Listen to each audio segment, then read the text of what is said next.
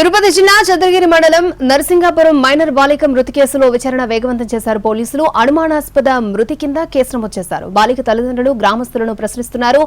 ఘటన జరిగిన రోజు తల్లి ఎక్కడెక్కడ ఉంది అన్న అంశంపై పూర్తి స్థాయిలో దర్యాప్తు చేపట్టారు. స్వర్ణముఖిలో బాలికను ఖననం చేసిన ప్రాంతం నుంచి అస్థికలు సేకరించింది క్లూస్ టీం. మిట్టపాలెం ఎస్సీ కాలనీకి చెందిన అజయ్ అనే వ్యక్తిని నిఖిత అనే బాలిక ప్రేమించింది. నిఖిత ప్రెగ్నెంట్ కావడంతో తల్లిదండ్రులు అబార్షన్ చేయించినట్టు తెలుస్తోంది. ఏడాది క్రితం బాలిక తల్లిదండ్రుల ఫిర్యాదుతో అజయ్పై ఫోక్సో కేసు నమోదు చేసి జైలుకి పంపించారు. జైల్లో ఉన్న అజయ్ని తరచూ కలుస్తోంది నిఖిత.